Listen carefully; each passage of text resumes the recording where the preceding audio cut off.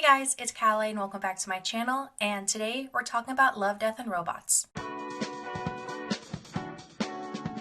Recently, Netflix released its third season of its series Love, Death, and Robots, and I couldn't wait to watch it. The show is one of my favorite things that Netflix has ever put out, and I genuinely enjoy every single episode in this series. In a nutshell, the show is an anthology series composed of different animated shorts about, you guessed it, love, death, and robots. The subject matter can range from nightmare scenarios to campy shorts, and the animation style varies from episode to episode as well, as a variety of studios from different countries are involved. I don't really know if there will be another season of this show, as Netflix recently cut their entire animation department, along with several already in the work projects and their staff, but that's a rant for another time. So while the show is still alive, I wanted to talk about the new episodes in Season 3 because I just love this series and I love talking about it. Additionally, I will be placing each episode on this coordinate plane where they will be judged based on how comedic versus terrifying they are, and how horny versus messed up they are. 4 traits that I believe embody the essence of what Love, Death, and Robots is. Also, fair warning, I will be giving summaries of what each episode is about, and I will be using clips that may contain spoilers, so if you want to go into the season blind, consider this your spoiler warning. With that out of the way, let's get into episode 1.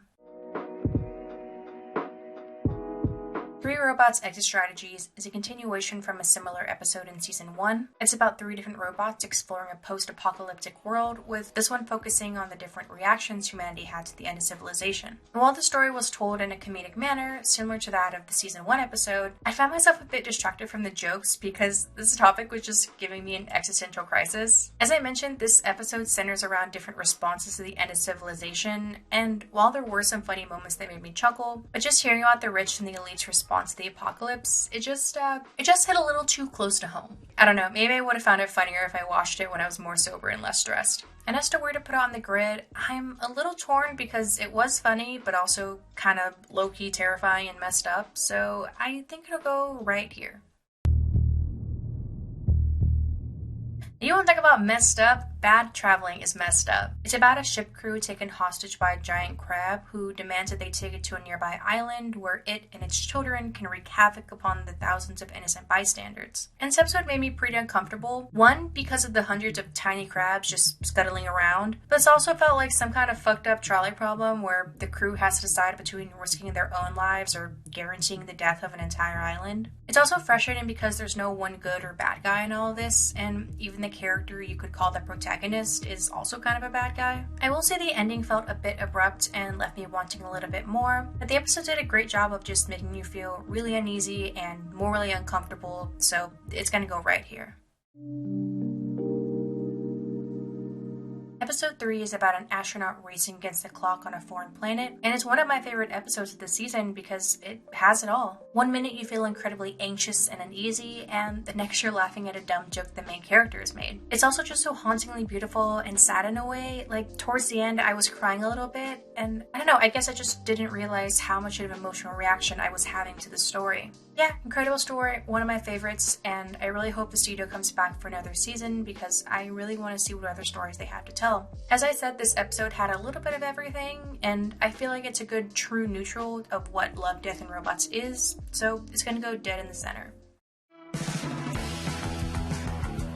Now this next one I love just because it's so silly. It's about the zombie apocalypse, but from a top-down perspective where everybody looks like ants. I don't have much to say about it other than it was just really fun to watch. There's always one episode in a season that just makes me giggle the entire time, and this one was definitely it. It was funny, it was clever, and it was just a big old ball of fun, so it's gonna go straight up to the top of the comedic axis. Kill Team Kill was a wild ride from start to finish, and I loved every second of it. It was gory, raunchy, and ridiculously chaotic, which are all traits I love in a story. It had really big Archer energy and also starred Joel McHale and Seth Green, so the entire thing just had a really fun, campy vibe. And I will say that while every joke didn't land perfectly, they committed so hard to the bit that by the end of it, they really got me on board. Honey badger! Honey badger! Stupid fucking honey badger! So yeah, good gore, good jokes, so it's going right here.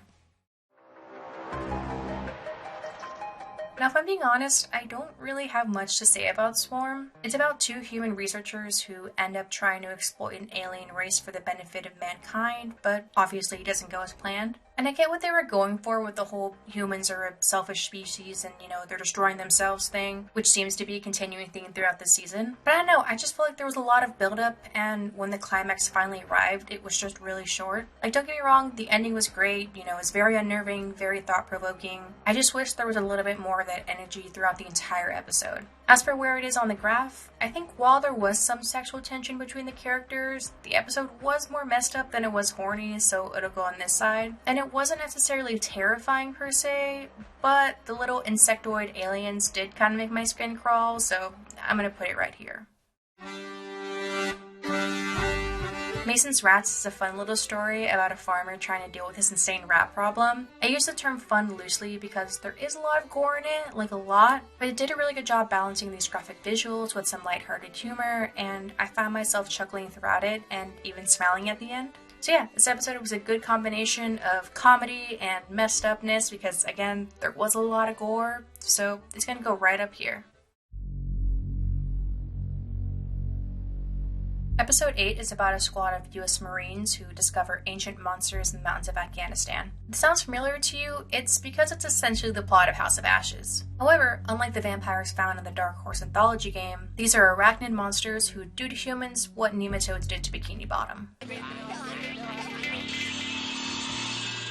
Oh, dang, nematodes. And this episode messed me up. Like, I just got semi-nauseous watching these little tiny spiders burrow into someone's skin. And I caught myself, like, really biting my nails, so I don't know, the whole thing just kind of made my skin crawl. So it goes without saying this episode was messed up and terrifying, at least to me. I am tempted to give it a higher horny score, only because it starred my childhood crush and sexual awakening Joe Manganiello, who played Alcide in True Blood. But the ending of the episode also made me feel really uncomfortable, and I feel like that really solidifies its place in this terrifying, messed up quadrant.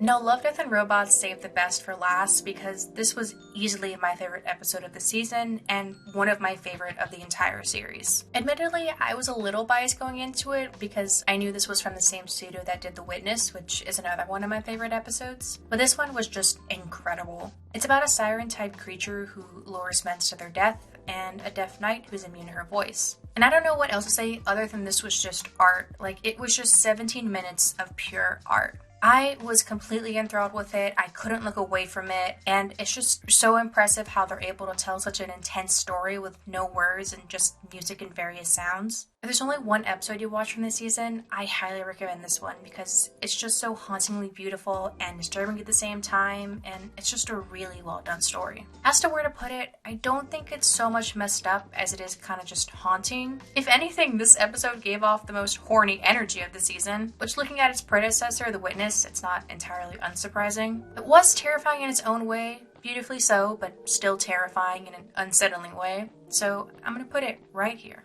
Yeah, those are my thoughts and feelings about Love, Death, and Robots Season 3. I will say, looking at the finalized graph, I'm surprised that it's so scarce on the horny axis. I feel like in previous seasons there was a lot more sensuality and eroticism, but the season kind of went more in the direction of messed upness, which I don't entirely mind because, I do love me some horror and I love me some gore.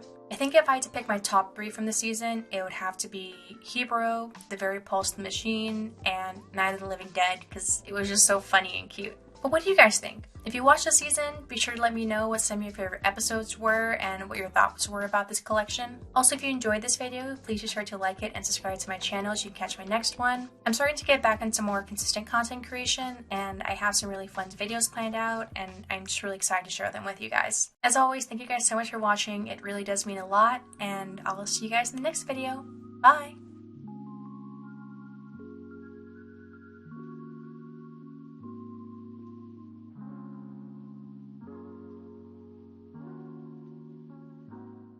Almost as big as my dick.